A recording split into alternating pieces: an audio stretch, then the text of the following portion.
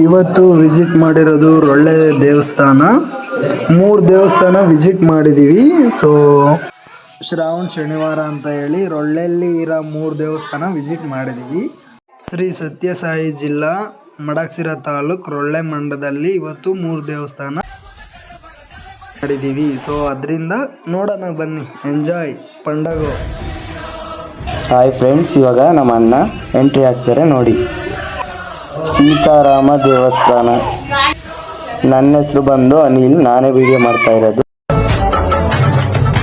ಯುಗದ ಯುಗದ ಮೃಗದ ಖಗದ ಉಸಿರಲ್ಲಿರುವೆ ನಾನು, ಕಡಲ ಅಲೆಯ ಮಳೆಯ ಹನಿಯ ಪರಮಾಣುವೆ ನಾನು. ನಮ್ಮ ಜೊತೆಯಲ್ಲಿ ಯಶ್ವಿತ್ತು ಬರ್ತಾ ಇದ್ದಾನೆ. ಹಾಯ್ ಅಂತ ಹೇಳಿ ಅಣ್ಣ.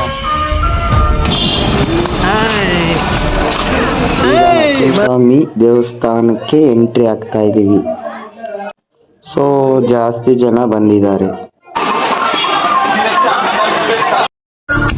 ಸ್ವಲ್ಪ ಈ ಕಡೆ ನೋಡು ಕಂದ.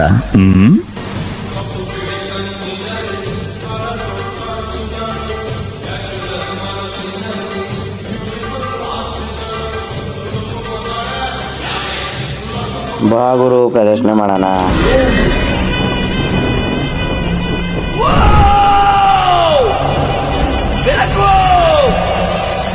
ಬೆಳಕಲ್ಲಿ ಕಣ್ಣ ಮುಂದೆ ಇರುವುದೆಲ್ಲ ಕಾಣ್ತದೆ, ಆದರೆ ಇದು ಬೆಳಕಲ್ಲ, ದರ್ಶನ. ಹಿಂದೆ ನಡೆದದ್ದು ಮುಂದೆ ನಡೆಯುವುದು ಎಲ್ಲ ತೋರಿಸೋ ಬೆಳಕು ಕಾಣ್ತದ. ఎంతో పవిత్రంగా భావిస్తారు భక్తులు. ఎప్పుడెప్పుడు వారి పాదం తమను తాకుతుందా అంటూ వేచి చూస్తారు. ఎవరి పాదం, ఎవరి కాలి స్పర్శ, అసలు భక్తులు ఎందుకు తాకాలనుకుంటారు? అనంతపురం జిల్లాలోని రోళ్ల మండల కేంద్రంలో వెలిసిన శ్రీ లక్ష్మీ నరసింహ